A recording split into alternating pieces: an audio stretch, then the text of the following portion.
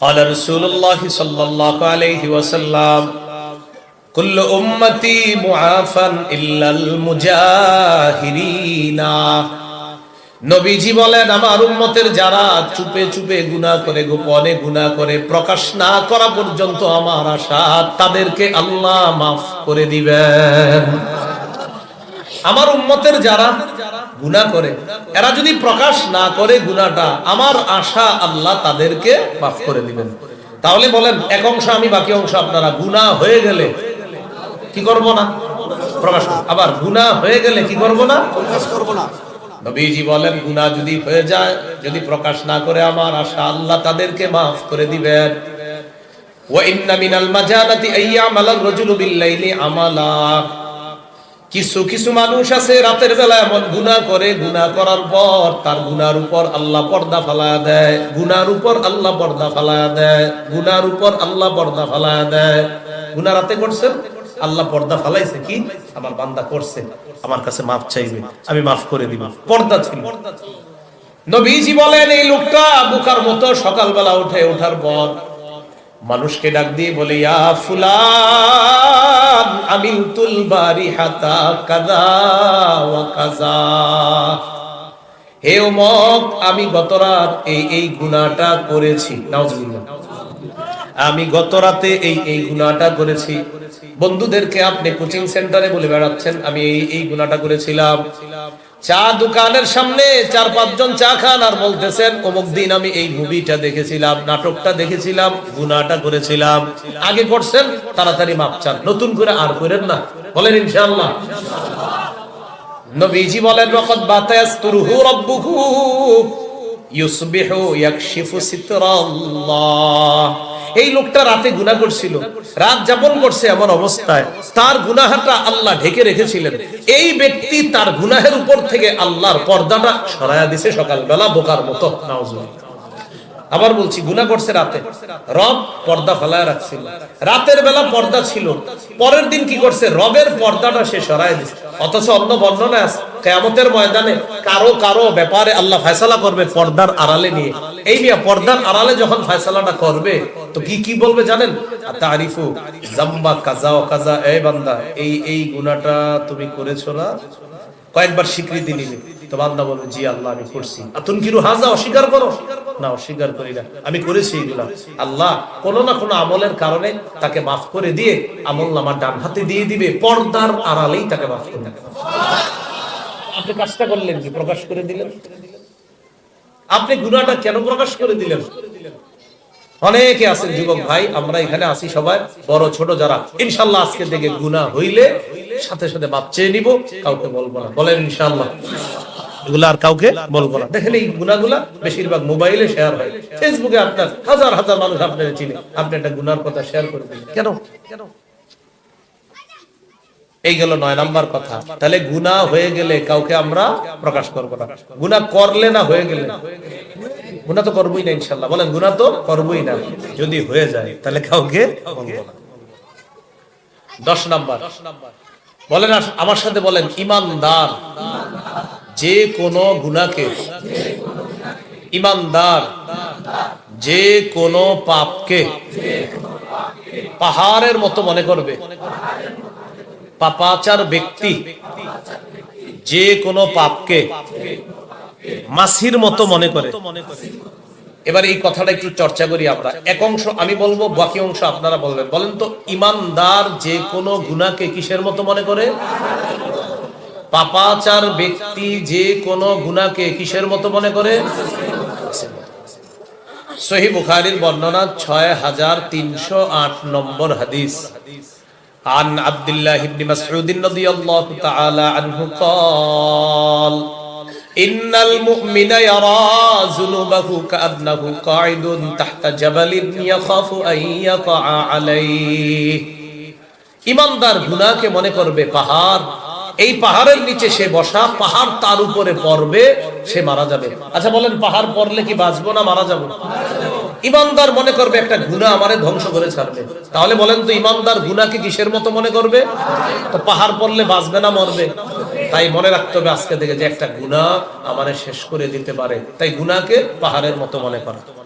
ওয়া ইন্নাল ফাজিরা ইয়ারা যুনুবাহু কাযুবাবিন মাররা আলা আনফিহি। পাপাচার বান্দা গুনাহকে মনে করে মাছির মতো, না নাকের ডগার সামনে দিয়ে যায় আর আসে, কোনো ব্যাপার না। বর্তমান জামানায় অনেক মানুষ এমন ভাবে প্রকাশ্যে গুনাহ করে, তার গুনাহ দেখলে মনে হয় এই গুনাহকে সে কোনো ব্যাপার না মনে করে। যদি বলেন কি ব্যাপার, এত কেন টেলিভিশনে সারাক্ষণ সামনে বলে, এই এতক্ষণ টেলিভিশন দেখ, আর ধরবে না, এগুলা কোনো ব্যাপার না। সারাক্ষণ নাটক সিনেমা মোবাইলে দেখতেছে, গিয়ে বলবেন এই ঘটনাকে, এই সারাক্ষণ গুনাহ করে, আরে এগুলা ব্যাপার না। তাহলে ব্যাপার না মনে করে ইমানদার না পাপাচার? পাপাচার মনে করে মাসি নাকের সামনে দিয়ে গেছে আসছে, ব্যাপার না, নাথিং। আল্লাহ আমাদেরকে হেফাজত করেন। এই গেল 10টা কথা। এবার আসেন গুনাহ থেকে বাঁচবো কিভাবে। এতক্ষণ তো জানলাম আমরা গুনাহ করব না, গুনাহ থেকে বাঁচার কি উপায়, এটা গুরুত্বপূর্ণ আলোচনা, আগেরটার চেয়ে বেশি।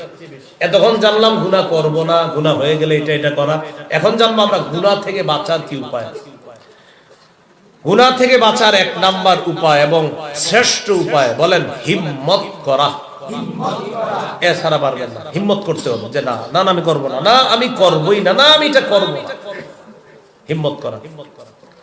মুসলিম শরীফের বর্ণনা, قال رسول الله صلى الله عليه وسلم আল মুমিনুল কবিয়্যু, শক্তিশালী ইমানদার, শক্তিশালী ইমানদার, মুজাহিদ, শক্তিশালী মুজাহিদ, উনিও শক্তিশালী ইমানদার।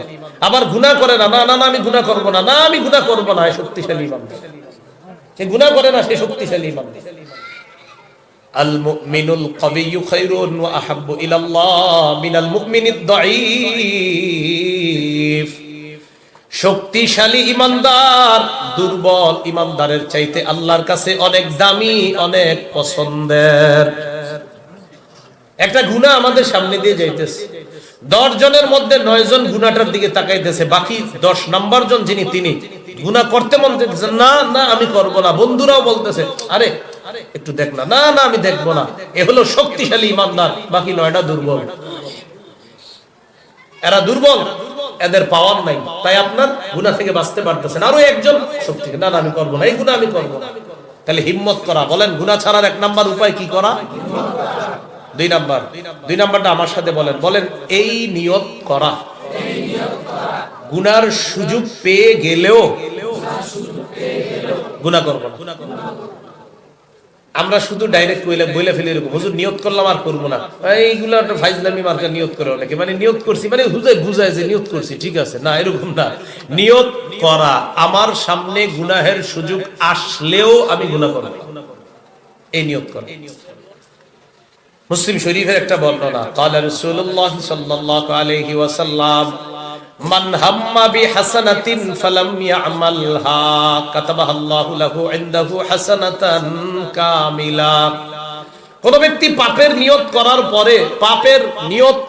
পরে পাপ তার সামনে এসে গেছে, সুযোগও আছে পাপটা করার, কিন্তু সে পাপ করে না, নবী বলেন তার আমলনামায় পরিপূর্ণ একটা সওয়াব আল্লাহ লিপিবদ্ধ করে দিলেন। তাহলে 1 নাম্বার হিম্মত, 1 নাম্বার। 2 নাম্বার নিয়ত, এই নিয়ত আমি আর গুনাহ করব না, গুনার সুযোগ পেল। 3 নাম্বার ছোট গুনাহ থেকে বাঁচা। বলেন সগীরা গুনাহ থেকে বাঁচা। قال رسول الله صلى الله عليه وسلم إياكم ومحقرات الذنوب। নবী বলেন তোমরা ছোট ছোট পাপ থেকেও বাঁচো। فإنما مثل محقرات الذنوب كمثل قوم نزلوا في بطن واد। নবী বলেন ছোট গুনার দৃষ্টান্ত এমন, একদল মানুষ কোন সফরে গেছে, যাওয়ার পর তাদের সাথে আটা আছে রুটি বানানোর জন্য, ভাজার জন্য তেল আছে, আগুনও আছে, শুধু লাকড়ি নেই। কি নেই? এবার সবাই একটা একটা লাকড়ি আনছে। বলেন তো প্রত্যেকে আলাদা লাকড়ি আনলে কয়টা কয়টা হয়? একটা। সবগুলা একসাথে করলে কি একটা না অনেকগুলা? নবী বলেন কাফেলার সদস্যরা একটা একটা লাকড়ি আইনা জমা করার পর যেমন স্তূপ হওয়ার পর আগুন লাগায়া দিলে দাউ দাউ করে জ্বলবে, তোমার একটা একটা সগীরা গুনাহ হইতে হইতে অনেক বেশি হইয়া এটা স্তূপ হবে, এটা কবিরা গুনাহে রূপান্তরিত হয়ে তোমারে ধ্বংস করে ছাড়বে। নাউজুবিল্লাহ। তাহলে 3 নাম্বার সগীরা গুনাহ করব না। আরবের এক কবি বলেন, লা তাহকিরান্না সগীরাতান ইন্নাল জিবালা মিনাল হাসা। অনুবাদটা সবাই মিলে করি একটু, চলেন বলেন, সগীরা গুনাহকে তুচ্ছ মনে করো না, মনে রেখো। বলেন, বড় বড় পাহাড় ছোট ছোট পাথর দিয়ে তৈরি। আবার বলেন, সগীরা গুনাহকে তুচ্ছ মনে করো না, কারণ বড় বড় পাহাড় ছোট ছোট পাথর দিয়ে তৈরি। কি বুঝাইলো কবি? ছোট ছোট ছোট ছোট, এই ছোট ছোট একসাথে হইতে হইতে পাহাড় হয়ে গেছে। তুমিও সগীরা গুনাহরে ছোট মনে করো না, হইতে হইতে হইতে হইতে পাহাড় হয়ে যাবে, ধ্বংস হবে। এগুলো 3 নাম্বার, সগীরা গুনাহ করবো না। আমি আবার বলছি, 1 নাম্বার হিম্মত করা, 2 এই নিয়ত করা গুনাহের সুযোগ আসলেও আমি গুনাহ করব না, 3 নাম্বার ছোট ছোট পাপ থেকে বাঁচা, 4 নাম্বার আল্লাহর কাছে দোয়া করা। বলেন, কি করা? আল্লাহ আমারে মাফ করেন, আমি যেন আর গুনাহ না করি। আল্লাহ বর্তমান গুনাহগুলা মাফ করেন, ভবিষ্যতে যেন গুনাহ না করি। সূরা গাফির 60 নম্বর আয়াতে আল্লাহ বলেন, ওয়া ক্বালা রাব্বুকুম উদউনি আস্তাজিব লাকুম। তোমাদের রব বলে, তোমরা আমাকে ডাকো, তোমরা আমার কাছে দোয়া করো, আস্তাজিব লাকুম, আমি তোমাদের ডাকে সাড়া দিব। তোমরা আমাকে ডাকো, আমি তোমাদের ডাকে সাড়া দিব, আমি তোমাদের দোয়া কবুল করব। 4 নাম্বার। 5 নাম্বার নীরবে কান্নাকাটি করা। বলেন, 5 নাম্বার নীরবে কান্না। তিরমিজি শরীফের 2311 নম্বর হাদিস, قال رسول الله صلى الله عليه وسلم لا يلج النار رجل بكى من خشية الله। নবী বলেন, যে ব্যক্তি আল্লাহর ভয়ে কান্নাকাটি করে, যে ব্যক্তি আল্লাহর ভয়ে কান্নাকাটি করে, লা ইয়ালিজিন নার, এই ব্যক্তির চোখের পানি বের হওয়ার পর, হাত্তা ইয়াউদাল লাবানু ফিদ দারঈ, গরুর উলান থেকে দুধ বের হওয়ার পর ওই দুধ উলানে ফিরে যাওয়া যেমন অসম্ভব, গুনার কথা স্মরণ করে কোন বান্দা যদি আল্লাহর দরবারে চোখের পানি ফেলায়, এই বান্দারও জাহান্নামে যাওয়া অসম্ভব। কাঁদতে হবে। এই বলেন, 5 নাম্বার উপায় কি করা? কান্না। এক হাদিসে আসছে, কারো চোখের পানি যদি, ইবনে মাজার বর্ণনা, মাছির মাথাটা যে আছে না, এরকম যদি একটু উকি মারে চোখের কোণায়, হারামাল্লাহু আলাইহিন নার, এতটুকু পানির কারণে জাহান্নাম তার জন্য আল্লাহ হারাম করে দিয়েছে। 1 নাম্বার হিম্মত করা, 2 নাম্বার নিয়ত করা, গুনাহের সুযোগ আসলেও গুনাহ করব না, 3 নাম্বার সগীরা গুনাহ থেকে বাঁচা, 4 নাম্বার আল্লাহর কাছে দোয়া করা, 5 নাম্বার কান্নাকাটি করা। 6 নাম্বার বলেন, মুজাহাদা করা। কি করা? মুজাহাদা। 21 পারা 3 নাম্বার পৃষ্ঠা, সূরা আনকাবুত 69 নম্বর আয়াত। আল্লাহ বলেন, ওয়াল্লাযীনা জাহাদু ফীনা লানাহদিয়ান্নাহুম সুবুলানা। যারা আমার রাস্তায় চেষ্টা করে, যারা আমার রাস্তায় চলার চেষ্টা করে, যারা আমার ব্যাপারে চেষ্টা করে, যারা আমি আল্লাহকে পাওয়ার চেষ্টা করে, সঠিক পথে চলার জন্য যারা মুজাহাদা করে, গুনাহ ছেড়ে দেওয়ার জন্য অত্যাধিক চেষ্টা করে, যারা, লানাহদিয়ান্নাহুম সুবুলানা, আমি অবশ্যই অবশ্যই তাদেরকে হেদায়েতের রাস্তাগুলো দেখায় দিব। আবার বলছি, যারা চেষ্টা করে, মুজাহাদা করে, গুনাহ ছেড়ে দিয়ে যারা আমাকে পাইতে চায়, আমি তাদের জন্য হেদায়েতের রাস্তাগুলো তাদেরকে দেখায় দিব। এগুলো 6 নাম্বার। 7 নাম্বার বলেন আমার সাথে, এই চিন্তা করা, আমাকে সার্বক্ষণিক একজন দেখছেন। কি বললাম বলেন তো? আমাকে সার্বক্ষণিক একজন দেখছেন। আচ্ছা, এই দেখতো হুজুর ঘরের দরজা আছে কিনা? আরে হুজুর দরজা দাঁড়ায়। ও আচ্ছা, তাহলে এখন বাইরে যাবো না, তুই একটু দেখিস তো, হুজুর যখন না থাকবে তখন বের হবো। এর মানে হুজুর সবসময় থাকবে না, যখন না থাকবে আমরা একটু সুযোগ নেই যে দুষ্টামি করা যায় কিনা। স্যার ক্লাসে আছে, স্কুলে যখন পড়ছেন, এরে স্যার কোথায়? স্যার আছে, স্কুলে আছে, বারান্দায় ঘুরতেছে। ও আচ্ছা আচ্ছা, চানাচুর কিনতে যাওয়া যাবে না? না না, আচ্ছা দেখি, স্যার না থাকলে একটু দৌড় দিয়ে একটু কিনে নিয়ে আসবো। তার মানে স্যার যতক্ষণ দেখতেছে আমি নিয়ন্ত্রণে আছি। স্যার যদি না দেখে একটু সুযোগ নেই দুষ্টামি করার। ওস্তাদ যতক্ষণ দেখতেছে আমি নিয়ন্ত্রণে আছি, না দেখলে আমি সুযোগ নিচ্ছি যে আমি একটু অপরাধ করা যায় কিনা, দুষ্টামি করা যায় কিনা। কিন্তু রব আমাকে সার্বক্ষণিক দেখতেছে। আপনি গুনাহটা করবেন কখন? যদি বলেন যে আমি একটু সুযোগ নিব, তো নেন না, যখন আল্লাহ দেখবে না তখন নেন। আল্লাহ তো এরকম কোন সময় নাই যে আল্লাহ দেখবে না। যদি বলেন যে আমারে যদি রব না দেখে তাহলে একটা গুনার সুযোগ নেওয়া যায়, তো এরকম তো হবে না। রব তো আপনাদের দেখবে সার্বক্ষণিক। এই চিন্তা করা আমাকে একজন সার্বক্ষণিক দেখতেছে, অতএব গুনাহ করার চিন্তা করা যাবে না। সূরা আহজাবের 52 নম্বর আয়াতে আল্লাহ বলেন, وَكَانَ اللَّهُ عَلَى كُلِّ شَيْءٍ رَقِيبًا। আল্লাহ প্রত্যেকটা জিনিসকে নিয়ন্ত্রণ করেন, প্রত্যেকটা জিনিসকে পর্যবেক্ষণ করেন, প্রত্যেকটা জিনিসের প্রতি আল্লাহ সদা তৎপর, খুব লক্ষ্য রাখেন। কে কি করতেছি 24টা ঘন্টা, একটা সেকেন্ড এমন হয় না যে আল্লাহ দেখতেছে না। তো আপনি গুনাহটা করবেন কখন সেটা বলুন। এমন জায়গায় গিয়ে গুনাহটা করেন যেই জায়গায় আল্লাহ আপনারা দেখবে না, আসেন এরকম কোনো জায়গা, তাহলে কখন করবেন? এই হলো 7 নাম্বার, এই চিন্তা করা আমার একজন সার্বক্ষণিক দেখতেছে, অতএব সুযোগ নাই গুনাহ। ইমাম আহমদ ইবনে হাম্বল রাহমাতুল্লাহ আলাইহি এক বাজারে গিয়ে কবির কবিতা শুনা সারা রাত কাঁদছে। সুবহানাল্লাহ, সারা রাত কাঁদছে। ইমাম আহমদ ইবনে হাম্বল যার আপনার রাসূল সাল্লাল্লাহু আলাইহি সাল্লামের লাখ লাখ হাদিস মুখস্থ ছিল। ইমাম আহমদ ইবনে হাম্বল এক বাজারে গেছে, যাওয়ার পর এক কবি বলতেছে, ইদামা ফালাউতাদ দাহরা ইয়াওমান ফালা তাকুল খালাউতু ওয়ালাকিন কুল আলাইয়া রাকিব।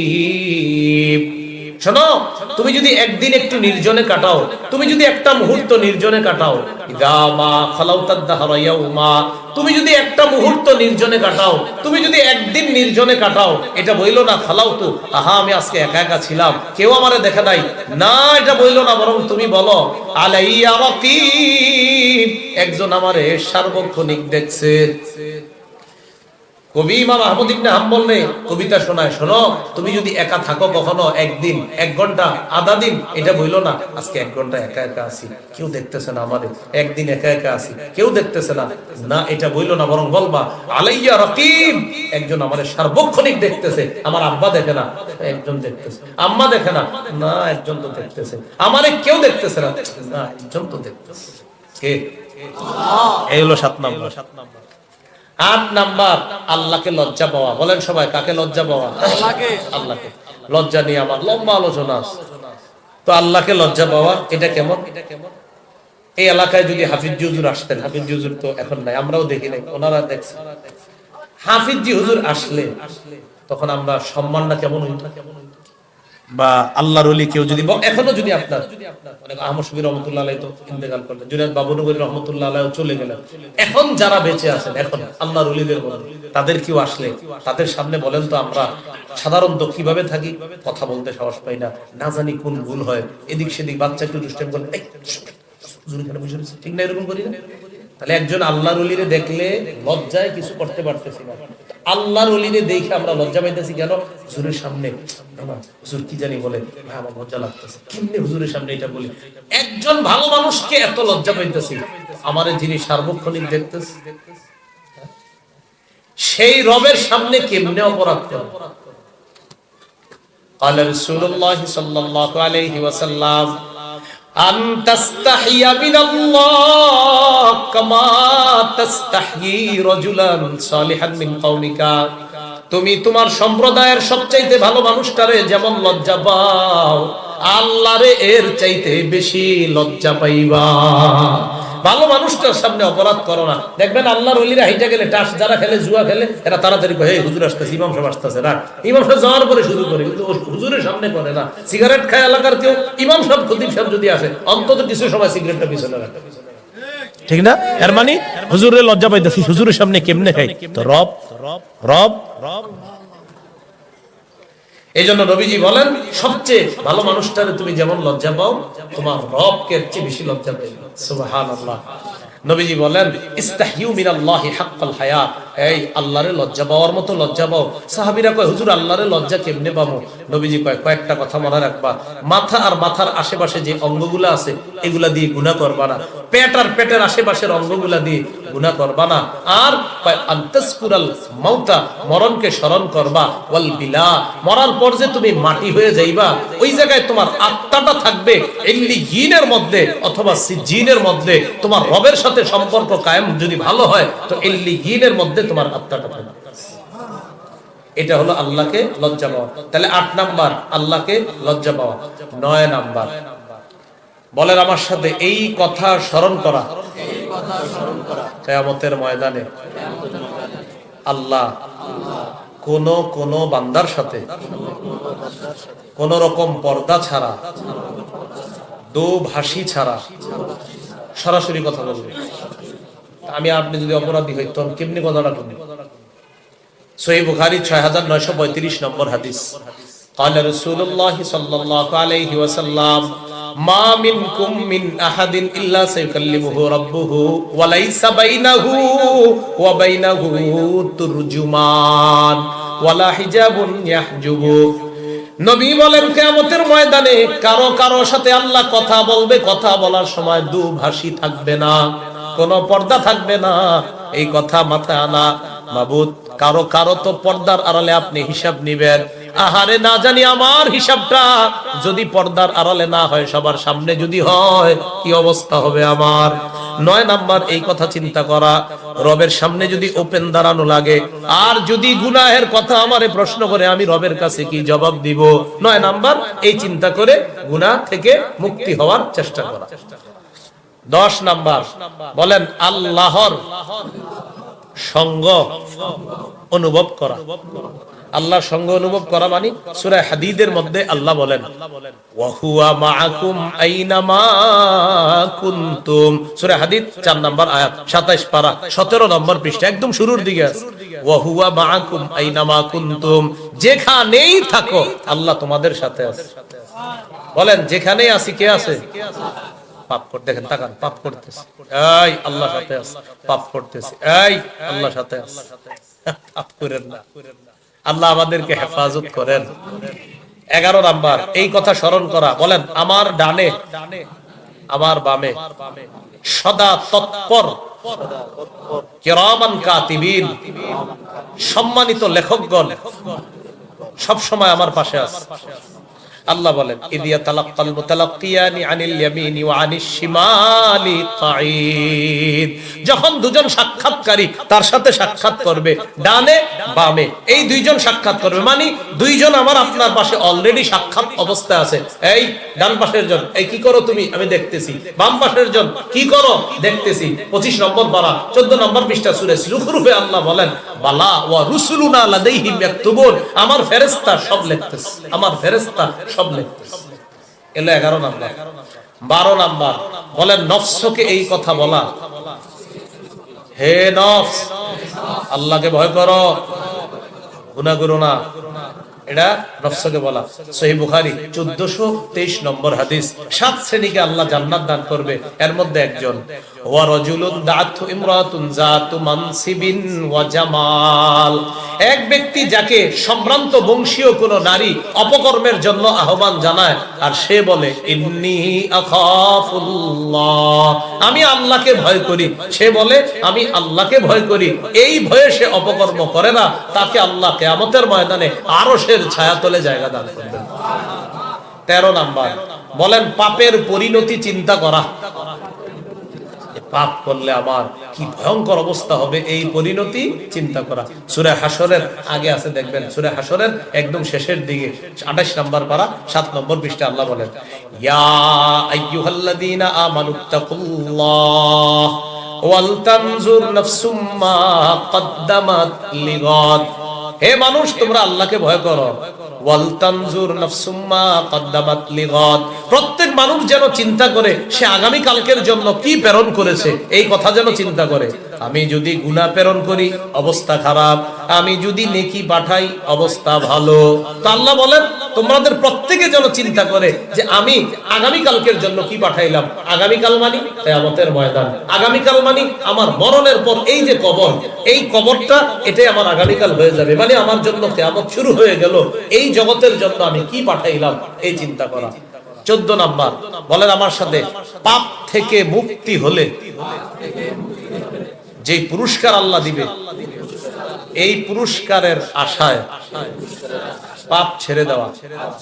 তাহলে 13 নাম্বার আর 14 নাম্বারটা বুঝেন। 13 নাম্বার পাপের ক্ষতি যাই না পাপ ছাড়া। 14 নাম্বার, পাপ ছেড়ে দেওয়ার উপকারিতা যাই না পাপ ছেড়ে দেওয়া। আবার বলছি 13 নাম্বার, পাপের ক্ষতি জেনে পাপ ছেড়ে দেওয়া। 14 নাম্বার, পাপ ছাড়লে কি উপকার এটা যাই না পাপ ছেড়ে দেওয়া। আল্লাহ জানে, বুঝছেন না? 13 নাম্বারটা হলো পাপ ছেড়ে দিলে, পাপ করলে কি ক্ষতি, তো ক্ষতির কথা চিন্তা করে পাপ ছেড়ে দেওয়া। 14 নাম্বারটা হলো পাপ ছেড়ে দিলে কি উপকার, ও আচ্ছা এই উপকার, তাহলে পাপ ছেড়ে দিব, এই উপকারের আশায় পাপ ছেড়ে দেওয়া। সূরা নাজিয়াত 40-41 নম্বর আয়াতে আল্লাহ বলেন, ওয়া আম্মা মান খাফা মাকাম রাব্বিহি ওয়া নাহান নাফসা আনিল হাওয়া, যে ব্যক্তি তার রবের সামনে দাঁড়ানোর ভয় করে, ওয়া নাহান নাফসা আনিল হাওয়া, যে ব্যক্তি নিজেকে কুপ্রবৃত্তি থেকে নিয়ন্ত্রণ করে, বাধা প্রদান করে, ফা ইন্নাল জান্নাতা হিয়াল মাওয়া, জান্নাত হলো তার ঠিকানা। বলেন জান্নাত হলো কি তার ঠিকানা। এই 14টা উপায় জানলাম, আসলে উপায় আছে 70টা। আজকে যদি রোজান্তে একটু কি থাক, আল্লাহ আমাদের অনেক রাত হয়ে গেছে। আল্লাহ আমাদের সকলকে পাপ ছেড়ে দেওয়ার যে নিয়ম কানুন গুলো আমরা জানলাম, আল্লাহ সকলকে এই নিয়ম কানুন গুলা, পদ্ধতি গুলা অবলম্বন করে আজকে থেকে যেন পাপ ছেড়ে দিয়ে আমরা এই রমজানটাকে পাপ মুক্ত স্বাগত জানাতে পারি।